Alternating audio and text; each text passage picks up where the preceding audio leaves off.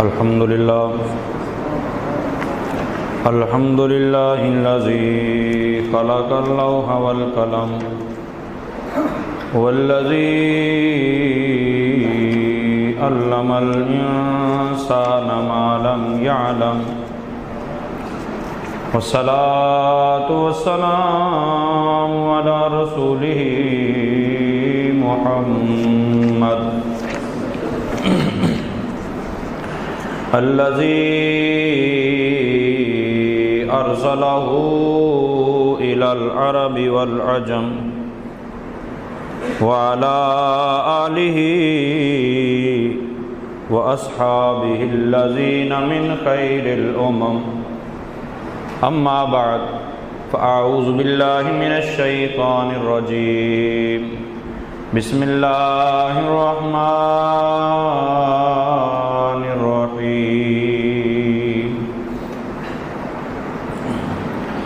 وجاءت سيارة فأرسلوا واردهم فأدلى دلوه قال يا بشرى هذا غلام وأسروه بضاعة والله عليم بما يعملون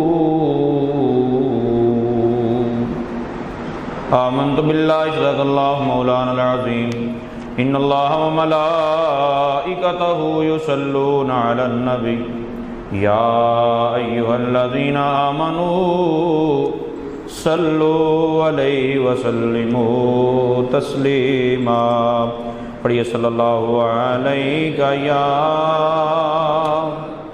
رسول اللہ وسلم علیک یا حبیب اللہ۔ سیدنا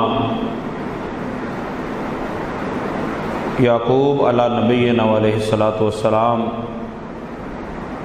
کہ بیٹے اپنے باپ کے پاس سیدنا یوسف علیہ السلام کو کنویں میں پھینکنے کے بعد جھوٹا عذر لے کر حاضر ہوئے۔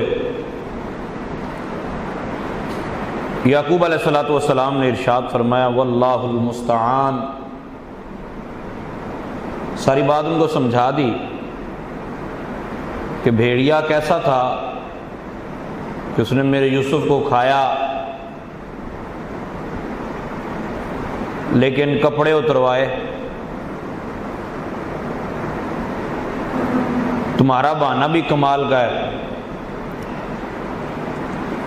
آپ نے فرمایا کہ یہ بات جو تم مجھے سنا رہے ہو یہ تمہارے نفسوں نے گھڑی ہے، بہت بری چیز ہے یہ نفس، انسان کو برائیوں پر ابھارتا ہے، اچھائیوں سے روکتا ہے، مختلف طریقہ واردات ہیں اس کے، سو بہانے تلاش کر کے دیتا ہے۔ اللہ تعالیٰ نفس کی مکاریوں سے ہمیں محفوظ فرمائے۔ یعقوب علیہ السلام کے پاس وہ ایک بھیڑیا پکڑ کے بھی لے آئے کہ یہ بھیڑیا ہے جی، پچھلے جمعے یہی بات میں نے چھوڑی تھی۔ اس نے کہا میں تو خود اپنے بھائی کی تلاش میں سرگرداں ہوں، میں نے آپ کے بیٹے کو تھوڑا ہی کھانا تھا، اور ویسے بھی درندے نہیں کھاتے انبیاء کرام کو۔ جن جانوروں کی نسبت انبیاء کے ساتھ ہوئی ہے، سیر نگاروں نے لکھا ہے، مفسرین کرام نے لکھا ہے کہ وہ جانور بھی عزت و احترام کی وجہ سے جنت میں جائیں گے۔ انہی میں ایک یہ بھیڑیا جس نے یعقوب علیہ السلام کا دل ہلکا کرنے کے لیے خوب گزرے گی جب مل بیٹھیں گے دیوانے دو۔ کسی نے کہا تھا یعقوب علیہ السلام کا بیٹا کھویا اور بھیڑیے کا بھائی کھویا،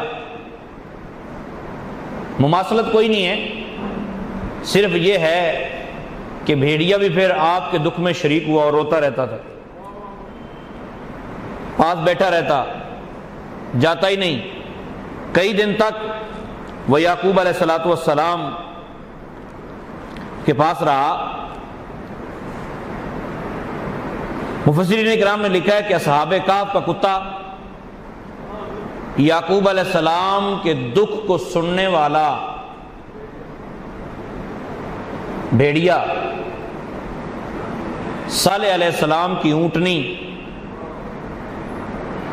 حضرت عزیر علیہ السلام کا گدھا،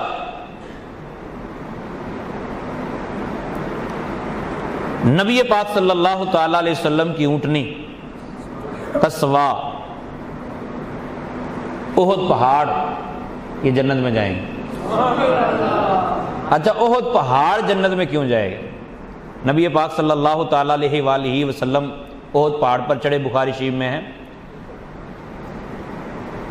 ہم پتہ کیا کہتے ہیں؟ ہم کہتے ہیں یار تیرے اندر دل نہیں، پتھر ہے۔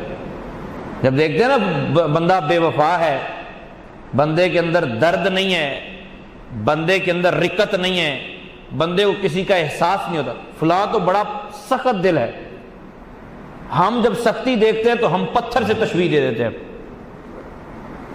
مطلب محبت کے لیے دل ہونا ضروری ہے، اور پھر دل کا نرم ہونا بھی ضروری ہے، دل کے اندر درد ہونا بھی ضروری ہے، رقیق ہونا ضروری ہے۔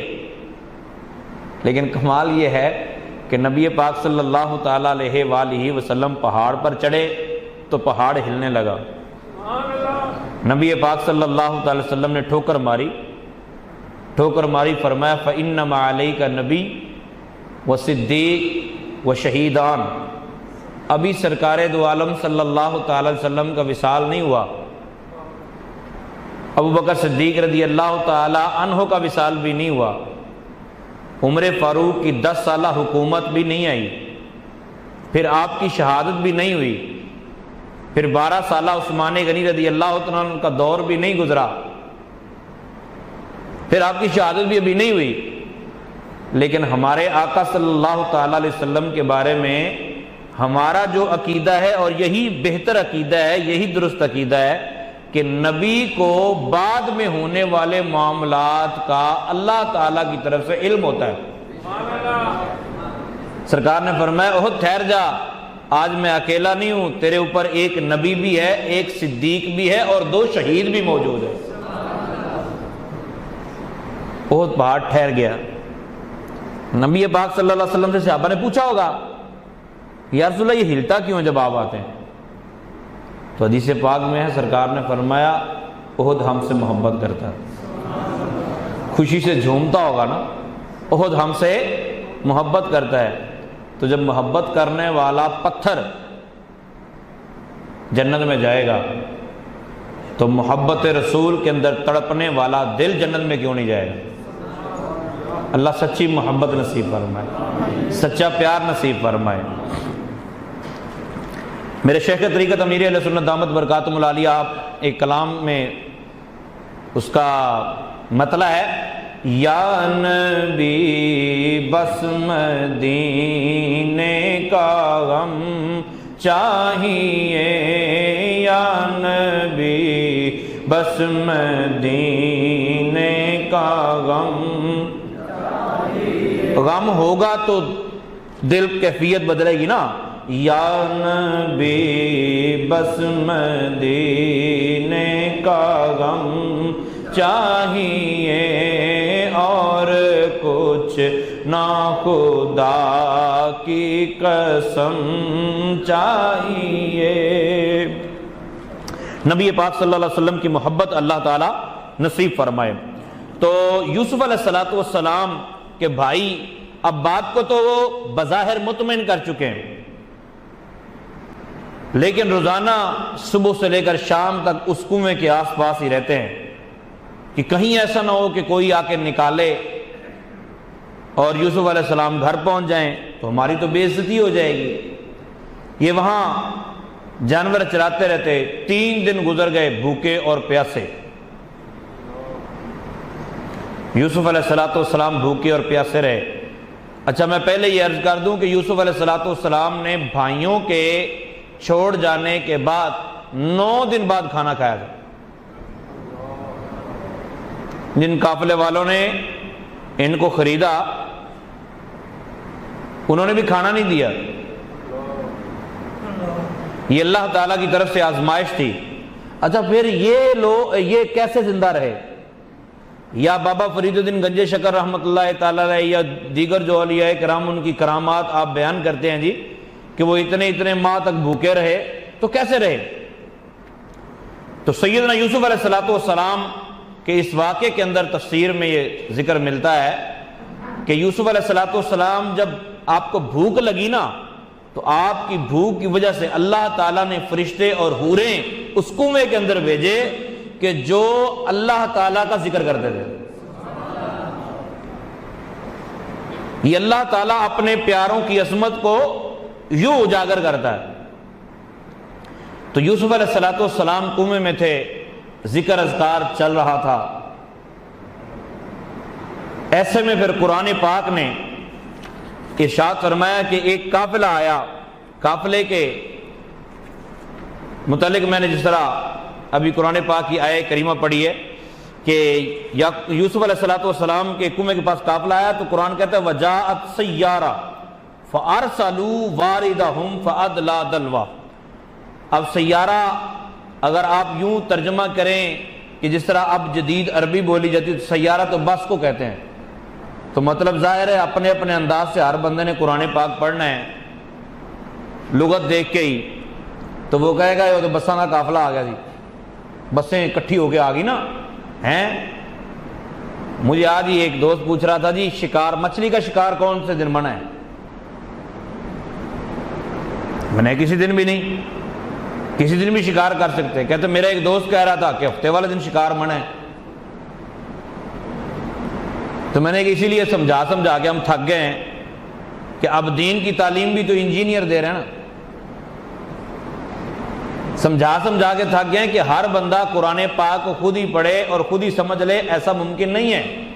یہ کسی استاد کے پاس بیٹھ کر پڑھنا چاہیے یا کسی مستند مفسر کی تفسیر پڑھنی چاہیے کہ اب یہ جو حکم ہے کہ ہفتے والے دن شکار نہیں کرنا، یہ تھا حکم تو تھا یہودیوں کو، تو آپ ترجمہ پڑھ کے سیدھا آیا فرد ہے کہ ہفتے والے دن شکار نہیں کرنا، اللہ نے منع فرمایا قرآن سے۔ وہ بھی اپنے دوستوں کی مجلس میں بیٹھ کے کہتا ہوگا میرے جیسے شیخ القرآن ہی کوئی نہیں، میں نے خود ترجمہ قرآن 5-6 مرتبہ پڑھا ہوا۔ اللہ تعالیٰ عقل سلیم عطا فرمائے۔ تو قرآن کہتا ہے کہ قافلہ آیا، اور جب قافلہ آیا نا تو مفسرین کرام فرماتے ہیں کہ قافلے کا انداز بڑا نرالا تھا۔ وہ جو خچر تھے نا، وہ جو جانور تھے، انہوں نے اپنا بوجھ اتار پھینکا اور بھاگ کے کنویں کی طرف، سارے کے سارے جانور بھاگ کے کنویں کی طرف۔ کنویں میں تو ذکر اللہ ہو رہا تھا جو میرے اور آپ جیسے کو تو سنائی نہیں دے سکتا تھا، فرشتے ذکر اللہ میں مشغول تھے۔ اب سارے جانور بھاگ کے کنویں کی طرف۔ اب قافلے والوں نے سوچا کہ ان کو پیاس لگی ہوئی ہے، تبھی تو بھاگ کے اس طرف گئے۔ آج جب یہ میں پڑھ رہا تھا تو 2-3 باتیں اور میری کلیئر ہو گئی کہ ہمارے ایک بڑے پیارے دوست ہیں تو وہ کہتے ہیں یار تم لوگ جو کہتے ہو خواجہ معین الدین چشتی اجمیری رحمۃ اللہ تعالی علیہ کے جنازے کو 90 لاکھ نے دیکھا، 90 لاکھ نے دیکھا یا 1.25 لاکھ نے دیکھا، میں نے تو خیر صحیح طرح پڑھا بھی نہیں ہے یا سنا بھی نہیں ہے کہ کتنے بیان کرتے ہیں۔ تو 90 لاکھ اس وقت پاپولیشن کتنی تھی؟ برے صغیر میں بندے کتنے تھے؟ یا ہزاروں کا مجمع اکٹھا ہو گیا فلان جگہ، تو 1000 اتنی جلدی آ کیسے گئے؟ سپیکر نہیں تھا، میسج نہیں چلتے تھے، واٹس ایپ نہیں تھی، تو کیسے ان سب کو اتنی جلدی پتہ چل گیا؟ تو آج مجھے سمجھ آئی کہ اللہ تعالیٰ دلوں کو موڑ دیتا ہے، دلوں کو موڑ دیتا ہے۔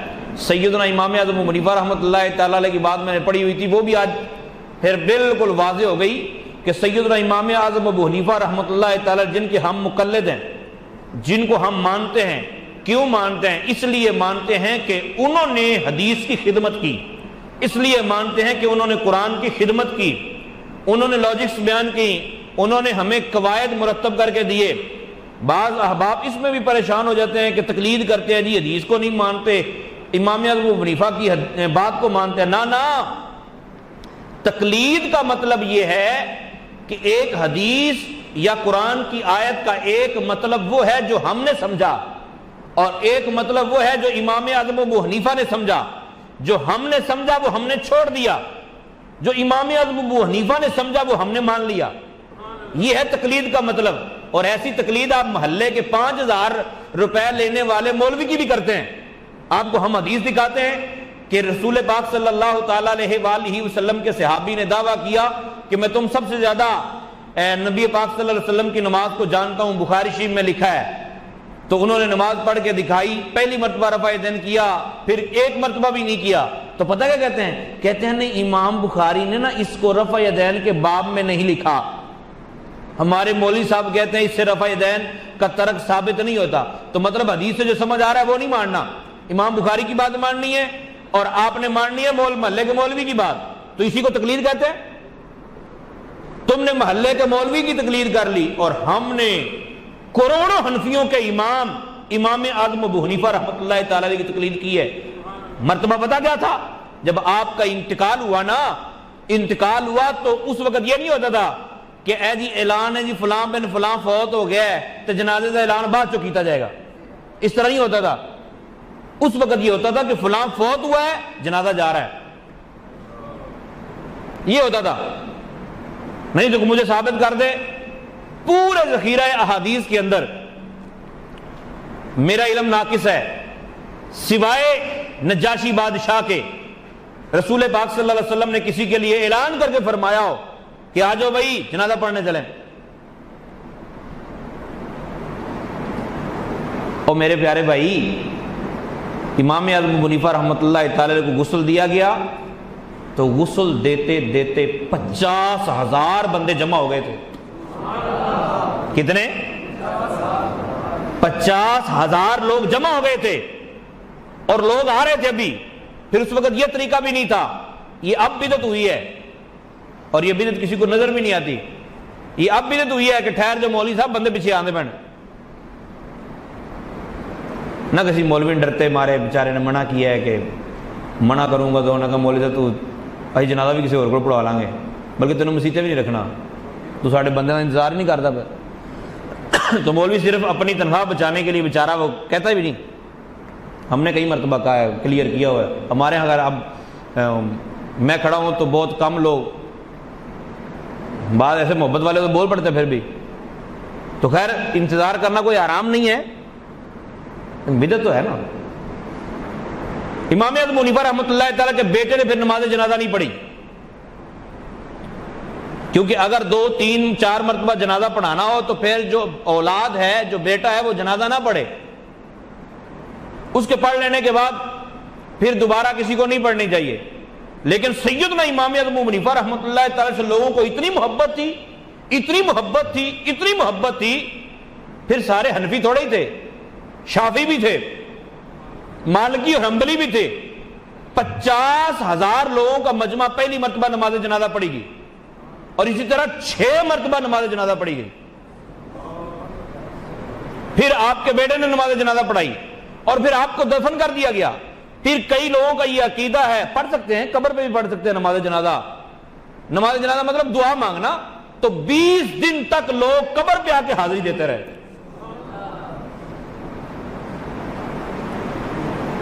غائبانہ نہیں ہوئی تھی،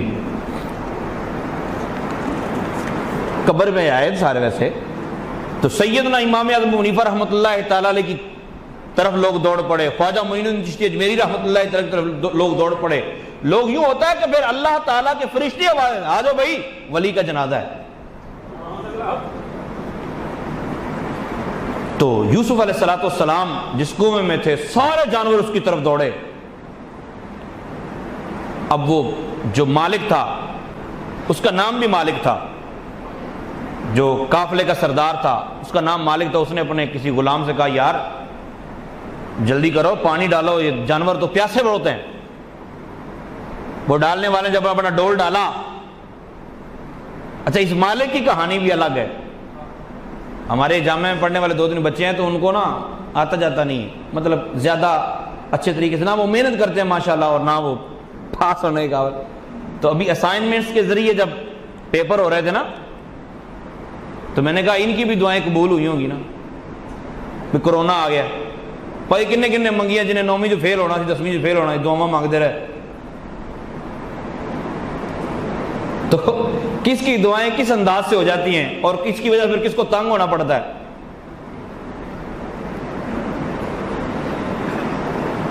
مالک بن زار یہ جو قافلے کا سردار تھا، اس نے 50 سال پہلے خواب دیکھا کہ کنعان کے جنگل سے ایک سورج میری آستین میں داخل ہوا ہے، آستین میں داخل ہوا۔ میں نے جب اس کو نکال کے باہر رکھا تو وہ چاند بن گیا، چاند بن گیا اور پھر آسمان سے موتی برسے ہیں۔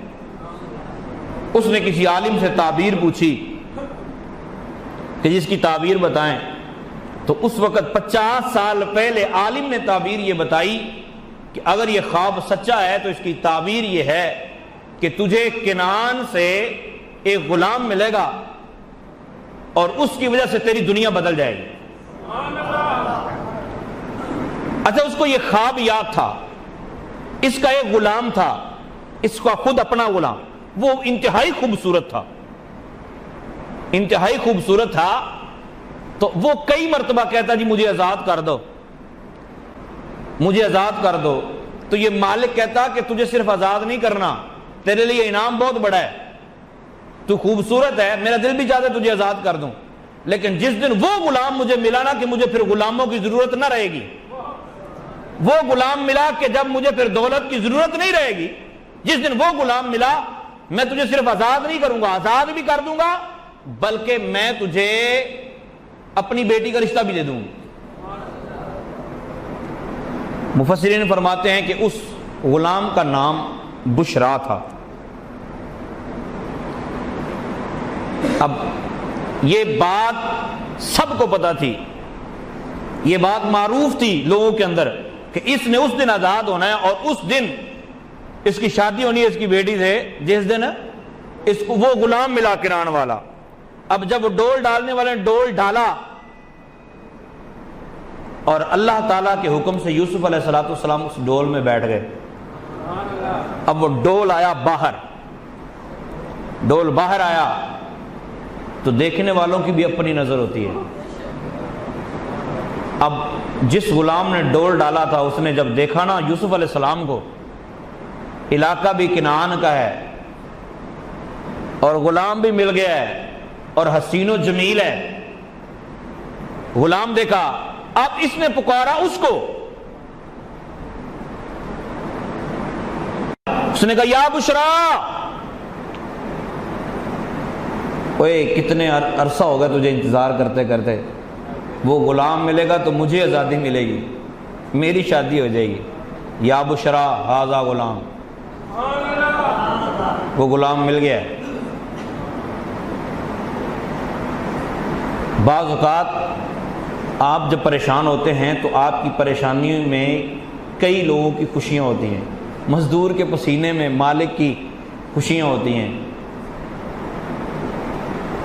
یہ غلام ہے، اب وہ بھائی سارے کھڑے دیکھ رہے تھے کہ قافلہ آ گیا ہے، اب پتہ نہیں کیا ہونے والا ہے۔ غلام کے چرچے ہو گئے، اتنا خوبصورت غلام ہمیں مل گیا، مالک کو بھی پتہ چل گیا، لیکن کایا تھوڑی دیر میں ہی پلٹ گئی۔ وہ کایا یوں پلٹی کہ بھائی آ گئے، انہوں نے کہا تم لوگوں نے یہ کیا کس کو پکڑا ہوا ہے؟ انہوں نے کہا یار یہ کنویں سے نکلا ہے۔ انہوں نے کہا اچھا یہ ہمارا غلام تھا، کافی دنوں سے غائب تھا، ہم تو اسے ڈھونڈ رہے تھے، یہ چور ہے، ہم سے بھاگ کے آیا ہوا ہے، ہم اس کو ڈھونڈ رہے تھے، یہ ہمارا غلام ہے۔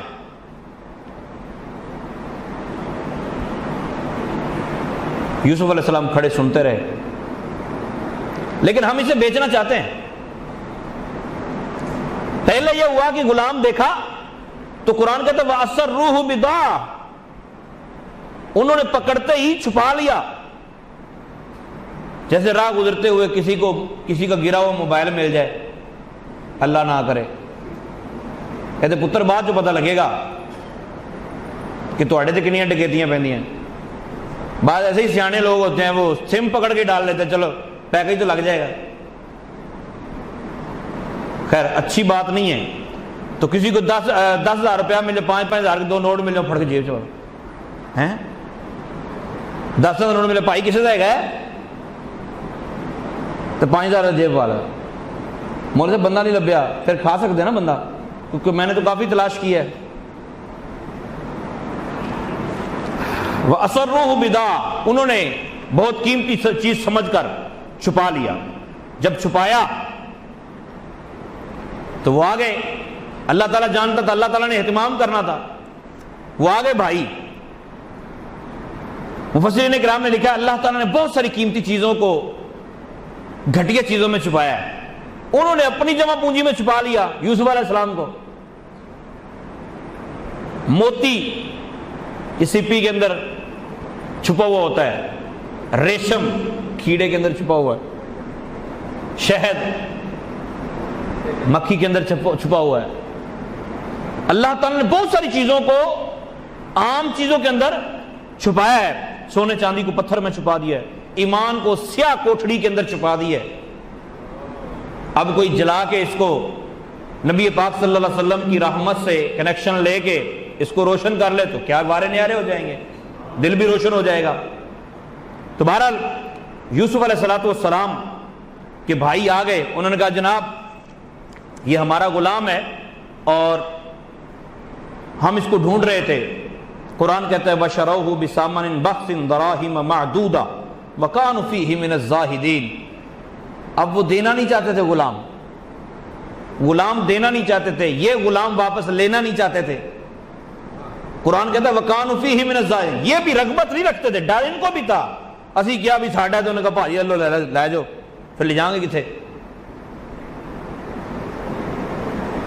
تو انہوں نے کہا کہ نہیں ہم اسے ویسے بیچنا چاہتے ہیں، تم اگر لینا چاہتے ہو تو ہم بیچ دیں گے۔ اب وہ مالک اس نے کہا ٹھیک ہے تم بیچنا چاہتے ہو، بتاؤ کتنا مول، کتنے میں بیچو گے؟ اب یہ کیا ریٹ بتائیں، یہ بھی ڈر تھا ریٹ زیادہ بتایا تو کہیں چلا ہی نہ جائے۔ انہوں نے کہا کہ نہیں تم کتنے دیتے ہو؟ اس نے کہا کہ میرے پاس بہت تھوڑے پیسے ہیں، بہت تھوڑے، میرے پاس چند درہم ہیں اور وہ بھی کھوٹے والے ہیں، میرے پاس کھوٹے درہم ہیں میرے پاس، تو وہ اگر آپ لینا چاہتے ہیں تو لے لیں، ہم نہیں۔ حالانکہ اس کے پاس قیمتی دینار بھی تھے، کئی لاکھ دینار تھے، ٹھیک ہے۔ اس نے کہا کہ میرے پاس یہ 40 درہم ہیں یا 32 درہم ہیں یا 10 درہم ہیں، تو میں اتنا ہی دینا چاہتا ہوں۔ مجھے ایک بات یاد آئی، اس نے یوسف علیہ السلام کی قیمت بہت کم لگائی ہے، یوسف علیہ السلام کی پھر دولت ہی ملی اسے صرف دولت ہی ملی ہے، لیکن جس نے یوسف کو خریدا ہے اور محبت سے خریدا ہے اس کو یوسف بھی ملا ہے اور دولت بھی ملی ہے۔ انہوں نے کہا یہ درہم ہے، انہوں نے کہا دے تو لے کے نکل۔ بہرحال ذہن میں رکھنا کہ یہ چور ہے، یہ چوری بہت کرتا ہے، بگوڑا ہے، بھاگ جاتا ہے، جھوٹے خواب بیان کرتا ہے۔ مجھے ایک بات بتاؤ، یوسف علیہ السلام کو پتا تھا نا میرے بھائی ہے جی، یوسف علیہ السلام کو پتا تھا نا یہ جھوٹ بول رہے ہیں، یوسف علیہ السلام کو پتا تھا نا مجھے بیچ دیں گے، بیچ رہے ہیں تو میں آگے جا کے غلامی کی زندگی بسر کروں گا، پتا تھا نا، تو شور کیوں نہیں مچایا؟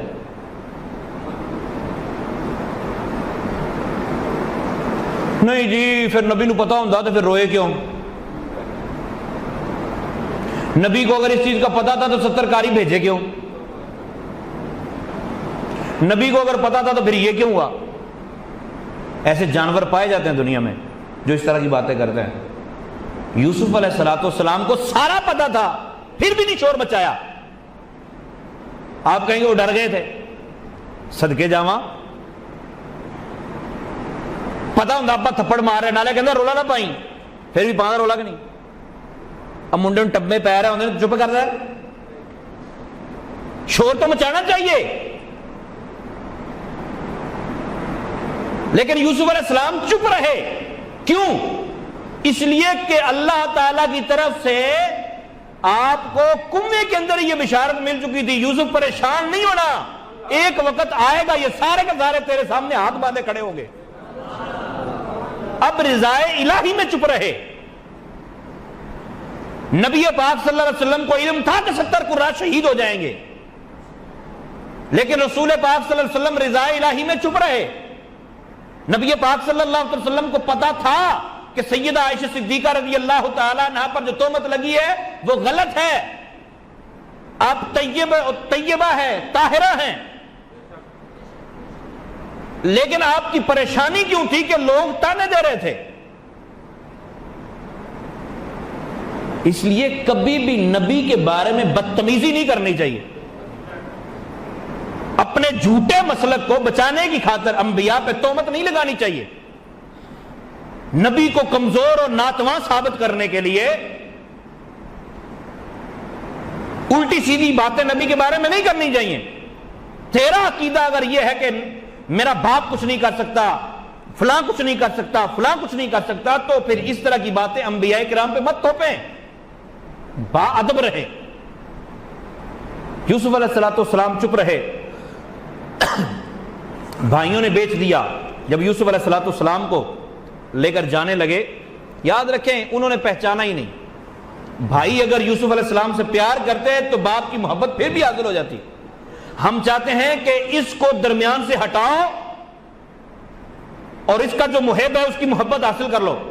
محبوب کو قتل کر ڈالو تو خود محبوب بن جاؤ, جبکہ ایسا نہیں ہوتا.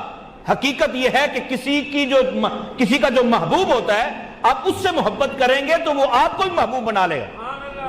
حقیقت یہ ہے کہ آپ کسی کے بچے سے پیار کرتے ہیں, بچے سے محبت رکھتے ہیں. بچوں کو لوگ پیسے دیتے ہیں نا, بڑوں کو کم دیتے ہیں, اس سے ماں باپ کے دل میں محبت پیدا ہوتی ہے.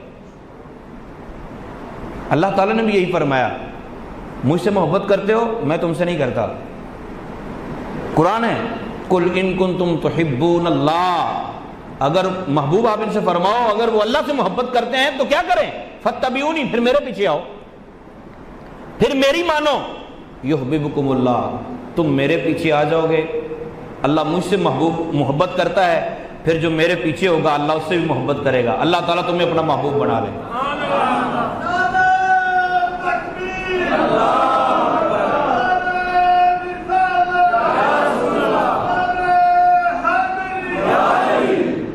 نبی پاک صلی اللہ تعالیٰ علیہ وآلہ وسلم کے غلاموں یوسف علیہ نبینا علیہ الصلوۃ والسلام کو لے کر جب وہ جانے لگے, اب ان کو کایا پلٹ گئی. پہلے تو وہ سمجھے تھے یہ وہی غلام مل گیا, لیکن جب سگے بھائیوں نے, مطلب ان کو تو نہیں پتا تھا لیکن ان کو یہ پتا تھا کہ یہ غلام ہے, ان کا غلام ہے, تو جب انہوں نے باتیں ایسی کی تو اب کایا پلٹ گئی.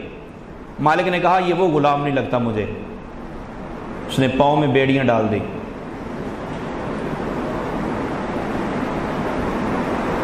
اور عجیب و غریب قسم کی جو اون تھی اس کا لباس پہنا دیا, ہاتھ باندھ دیے. جب یوسف علیہ السلام کو لے جانے لگے تو انہوں نے کہا کہ میں اپنے مالکوں سے بات کر لوں.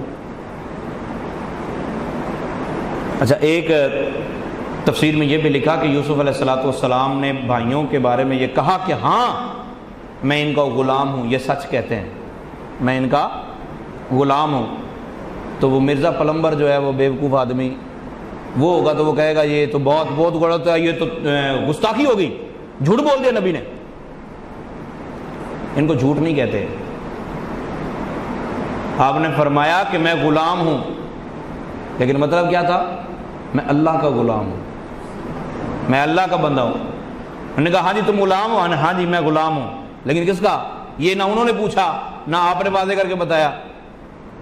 بات دونوں طرح ہی چل گئی. یوسف علیہ السلام نے بھائیوں سے کہا کہ اللہ تعالیٰ تم پر رحم کرے, تم نے مجھ پر نہیں کیا لیکن اللہ تعالیٰ تم پر رحم کرے. دعائیں دیں, بھائی روتے رہے. ساتھ میں بلا کیا کہتے ہیں, کہ اگر ہم نے ابا جی کو لکھ کے نہ دیا ہوتا نا، یا ابا جی کو بتایا نہ ہوتا، ہم آپ کو لے جاتے، لیکن اگر اب لے کے جائیں گے تو پھر جھوٹے پڑیں گے۔ برائیاں کرنے والے ہم میں سے ہوتے ہیں۔ ہمارے ہاں جتنے قتل ہوتے ہیں نا، ریپ کے معاملے میں یا دیگر معاملات، اللہ تعالیٰ محفوظ فرمائے، بچے کو اغوا کیا، اب قتل کر دیا، اغوا کے بعد قتل، ریپ کیا، قتل کر دیا، کیوں ہوتا ہے؟ بچہ جب چیخ کے کہہ رہا ہوتا ہے نا کہ میں نے اپنے امی ابو کو بتا دینا ہے، اب یہ قتل صرف اس وجہ سے کرتے ہیں کہ یہ بتائے گا تو بے عزتی ہو جائے گی، جبکہ یہ نہیں سوچتے کہ ابھی صرف بے عزتی ہے، بعد میں پھانسی بھی ہوگی۔ شیطان پٹی بڑھاتا، نہیں او مار دے، بچ جائے گا۔ اللہ تعالی ہمیں برائیوں سے بچنے کی توفیق عطا فرمائے، اور شیطان کے جو وار ہیں، جو شیطان کی مکاریاں ہیں، ان مکاریوں سے بچنے کی توفیق عطا فرمائے۔ یوسف علیہ السلام وہاں سے نکلے، انہوں نے آپ کو ایک اونٹ پہ بٹھایا اور ایک حبشی غلام آپ کے ساتھ مسلط کر دیا، چلو بھائی دھیان نہ لے کے آئیں۔ انہوں نے کہا ٹھیک ہے جی۔ اب یوسف علیہ السلام چلتے گئے، رستے میں آپ کی والدہ کی قبر آتی تھی۔ امام غزالی نے لکھا ہے، راستے میں آپ کی والدہ کی قبر آتی تھی، آپ ہلے، اونٹ سے گر گئے، والدہ کی قبر پر پہنچے،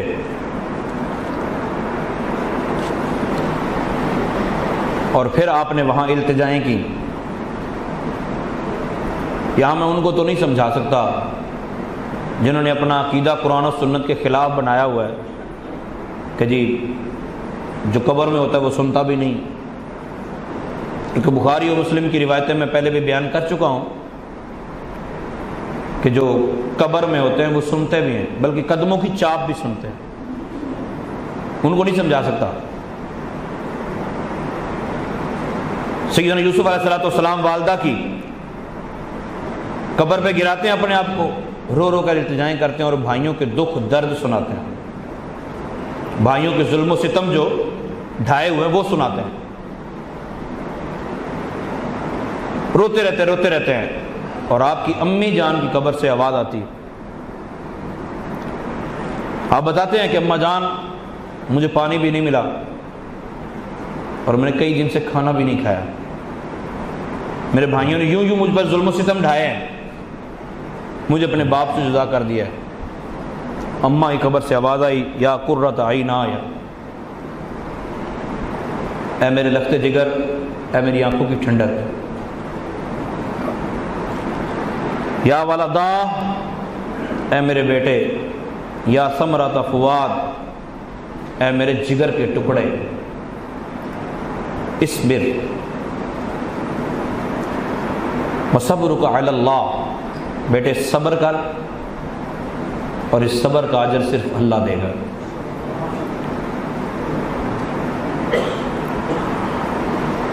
آپ اپنی والدہ کی قبر پہ رو رہے تھے کہ وہ حبشی غلام جو پیچھے والے اونٹ پہ چل رہا تھا، یا اسی اونٹ کو آگے آگے لے کے چل رہا تھا، اس نے مڑ کے دیکھا تو غلام نہیں ہے، وہ بھاگ کھڑا ہوا۔ اتنی دیر میں یوسف علیہ السلام بھی اپنی اماں جان کی طرف سے دلاسا لے کر اب چل پڑے۔ یاد رکھیے گا، انبیاء کرام پہ بھی کبھی کبھار بشریت غالب ہوتی ہے اور کبھی کبھار روحانیت غالب ہوتی ہے، ان چیزوں کو سمجھنا چاہیے۔ یوسف علیہ السلام بھی جا رہے تھے، وہ آیا غلام تو اس نے پکڑ کے مارنا شروع کر دیا۔ تمہارے مالک صحیح کہتے تھے تم بگوڑے ہو، بھاگ گئے تھے،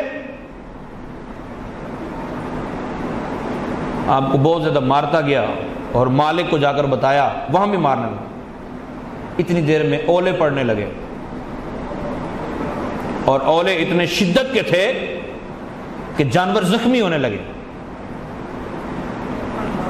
تو مالک بن زار نے کہا، بھائی قافلے میں سے کسی نے کوئی ظلم کیا ہے؟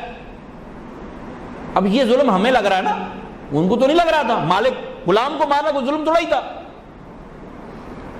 اس نے شور مچایا کہ قافلے میں سے کسی نے ظلم کیا ہے. کیا کیا؟ ظلم کیا ہے. لہذا توبہ کر لے فوراً سے پہلے، ورنہ اس کی وجہ سے ہم سارے مارے جائیں گے. اب یہ بات جب کہی نا تو جو حبشی غلام تھا اس کو سمجھ آ گئی، یہ ظلم تو میں نے کیا ہے. معافی مانگی، معافی مانگی. جب معافیاں مانگی تو معافی مل گئی اور اولے رک گئے. کبھی کبھی ظلم کی وجہ سے بھی ہوتا ہے. ظلم کیا ہے؟ کسی کو قتل کر دینا یہ ظلم ہے؟ نہ، ظلم کی تعریف یہ ہے وَضُعُ الشَّيْءِ عَلَى غَيْرِ مَحَلِّهِ، جو چیز جس مقصد کے لیے بنائی گئی ہے وہ مقصد اس سے حاصل نہ کیا جائے، یہ ظلم ہے. 200 روپیہ لے کے 195 روپے کی چیز دے دینا یہ ظلم نہیں ہے؟ یہ بھی ظلم ہے. آپ بتا رہے ہیں جی یہ پھل اچھا ہے جی اس کا یہ ریٹ ہے، یہ پھل گھٹیا جی اس کا یہ ریٹ ہے، اس کا یہ پھل اور گھٹیا اس کا یہ ریٹ ہے، اور جب بندہ آپ کو پیسے دیتا آپ گھٹیا مال ڈال دیتے ہیں، کیا یہ ظلم نہیں ہے؟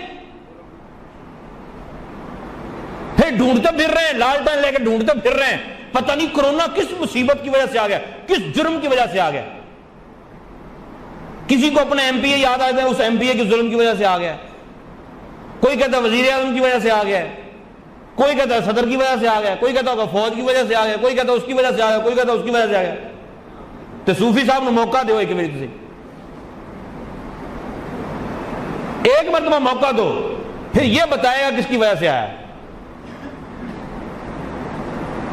دھوکہ، ظلم و ستم، بھائی کا مال، اپنے سگے بھائی کا مال ہاتھ میں آ رہا ہو بندہ جانے دیتا ہے؟ نا نا نا. بہنوں کے حصے کھا گئے، بیٹیوں کے حصے کھا گئے. لیکن عذاب کس کی وجہ سے آ رہے ہیں؟ مولویوں کی وجہ سے.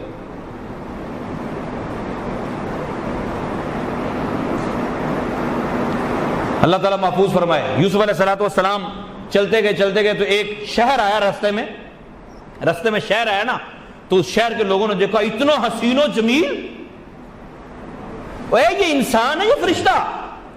انہوں نے کہا تمہارے سامنے ہی ہے. انہوں نے بت گاڑ لیے، بت گاڑ کے پوجا شروع کر دی. یہ بھی نگاہ کا معاملہ ہوتا ہے. اگلے جمعے عرض کروں گا کہ نگاہ کتنی قسم کی ہوتی ہے. یہ نگاہ کا معاملہ ہوتا. انہوں نے یوسف علیہ السلام کو دیکھا تو بت گاڑ لیے، پوجا شروع کر دی. یوسف علیہ السلام کی وجہ سے کافر ہو گئے. آگے چلے تو ایک اور شہر رستے میں پڑتا تھا، مصر کی طرف جاتے ہوئے شہر رستے میں آیا. انہوں نے دیکھا، انہوں نے کہا وہ تو کیا چیز ہے، تجھے بنانے والا کون ہے اور تو کس کی پوجا کرتا ہے؟ وہ سارے بتوں کے پجاری تھے. یوسف علیہ السلام نے فرمایا مجھے وحدہ لا شریک نے بنایا ہے. نے کہا یہ وحدہ لا شریک مطلب؟ نے کہا مجھے بنانے والا وہ ہے جو صرف وہی معبود ہے، اس کے علاوہ اور کسی کی عبادت کی نہیں جا سکتی. تو سارے شہر والے یوسف علیہ السلام کے ہاتھ پر مسلمان ہو گئے. انہوں نے بھی یوسف علیہ السلام کو دیکھا. جب مصر کے بالکل قریب پہنچے نا تو ایک علاقہ ایسا تھا، وہاں کے جو رئیس تھے، جو وہاں کا بادشاہ تھا، وہاں کا سردار تھا، اس کو خواب آیا کہ میرا پیارا آ رہا ہے، ایک غلام آ رہا ہے لیکن کمال کا آ رہا ہے، اس کی خدمت کر لے، جا کے اس کی خاطر و مدارت کر لے. وہ اٹھا، اس نے جناب سارے اپنے علاقے والوں کو اکٹھا کیا کہ قافلہ آ رہا ہے، اس کا اہتمام کرو، اس کی دعوت کرو. اب مالک کا جب قافلہ داخل ہوا، انہوں نے جناب ہار پہنائے، پھولوں کی پتیاں نچھاور کی، جناب طرح طرح کے کھانے کھلائے. پہلے دن کھانا یوسف علیہ السلام نے وہاں کھایا. اس کی بھی قسمت اچھی نا، اس کو اٹھا کے کہا گیا کہ تو خدمت کر لے جا. اب اس نے جب اہتمام کیا تو مالک حیران رہ گیا کہ پہلے بھی تو میں اس علاقے سے گزرتا رہتا ہوں، پہلے کبھی اتنی عزت نہیں ہوئی. ہو نہ ہو یہ کنعان والے غلام کا ہی کمال لگتا ہے مجھے سارا. اب وہ گیا تو بیڑیاں اتار دی اور ہاتھ باندھ کے کھڑا ہو گیا۔ تو اس نے اس جو بادشاہ ہے اس سے پوچھا کہ ہاں بھائی یہ سارا اہتمام کیا؟ اس نے کہا تیرے ساتھ کوئی بندہ ہے، اس کی وجہ سے یہ سارا معاملہ ہوا، مجھے اس سے ملا۔ تو یوسف علیہ السلام کی بارگاہ میں حاضر ہوا تو سجدے میں پڑ گیا، جائز تھا نا اس وقت، تو سجدے میں پڑ گیا۔ سجدہ عبادت نہیں، سجدہ تعظیمی، اس امت میں سجدہ تعظیمی بھی حرام ہے، تو سجدے میں پڑ گیا۔ یوسف علیہ السلام نے فرمایا کہ تو نے خواب دیکھا تھا نا، تو نے خواب دیکھ کر ہماری خدمت کی ہے۔ کس نے کہا تمہیں خواب کا کس نے بتایا؟ یوسف علیہ السلام نے بتایا کہ جس نے تجھے خواب میں بتایا، جو رب جو مالک تجھے خواب میں بتلا سکتا ہے وہ مجھے بھی بتا سکتا ہے۔ تو یوسف علیہ السلام کی عزت و احترام والا معاملہ شروع ہو گیا۔ لیکن یہ معاملہ عزت و احترام والا شروع ہوا، بک کیوں گئے پھر آپ؟ بکے اسی وجہ سے کہ وہ دولت کا ہی چاہنے والا تھا مالک، اس کو دولت چاہیے تھی، دولت مل گئی۔ وہ یوسف علیہ السلام کا چاہنے والا نہیں تھا۔ ہمیں جو کچھ بھی مل رہا ہے، ہم جو کچھ بھی کھا رہے ہیں، یہ رحمت عالم صلی اللہ تعالی علیہ وسلم کے قدموں کا وسیلہ ہے۔ لیکن کچھ کھا کے مان رہے ہیں اور کچھ کھانے کے بعد بھی انکاری ہے کہ یہ ان کی وجہ سے نہیں مل رہا، فیکٹری کے مالک کی وجہ سے مل رہا ہے، یہ ٹھیک ہے، مینیجر کی وجہ سے مل رہا ہے، یہ ٹھیک ہے، حاضری لگانے کے والے کی وجہ سے مل رہا ہے کہ وہ ٹائم پورا لکھ دیتا ہے، یہ ٹھیک ہے۔ لیکن اگر ان کو سمجھاؤ کہ رسول پاک صلی اللہ تعالی علیہ وسلم کی ذات کی وجہ سے مل رہا ہے تو پریشان ہے، نہیں، ان کی وجہ سے نہیں مل رہا، خاص سب سرکار کا صدقہ رہے ہیں۔ کچھ مان رہے ہیں، کچھ نہیں مان رہے، لیکن کچھ مان کے کہہ رہے ہیں کہ صرف دولت ہی چاہیے، ان کو پھر صرف دولت ہی ملے گی۔ لیکن جو رحمت عالم صلی اللہ علیہ وسلم کا دامن تھام کے رکھے گا، جو یہ چاہے گا کہ مجھے سرکار ہی مل جائے، اسے دنیا کی دولت بھی مل جائے گی، آخرت میں سرکار کا دامن بھی مل جائے گا۔ تو ہمیں یوسف علیہ السلام کو چاہنے والوں میں سے کچھ ایسے تھے جو صرف خریدنا چاہتے تھے، بیچنے والوں میں کچھ ایسے تھے جو صرف یوسف کو بیچ کے دولت حاصل کرنا چاہتے تھے۔ مطلب یہ کہ کچھ کی محبت یوسف علیہ السلام سے صرف اس وجہ سے تھی کہ دولت مل جائے، اور جن کی محبت اس وجہ سے ہوئی کہ یوسف مل جائے، ان کو پھر یوسف بھی ملے اور دولت بھی ملے۔ وہ آگے باتیں آ جائیں گی۔ نبی پاک صلی اللہ علیہ وسلم سے محبت ہماری کس نظریے سے ہونی چاہیے یہ آپ خود سوچیں۔ صرف دولت کے لیے تو دولت مل جائے گی، پنڈا رنگے پیر بیٹھے نے نا، لینڈ کروزر سے پھر رہے ہیں، لیکن یہ ہے کہ اگر آپ کی محبت رسول پاک صلی اللہ علیہ وسلم سے سچی ہوئی تو پھر انشاءاللہ دولت بھی اور سرکار کا ساتھ بھی۔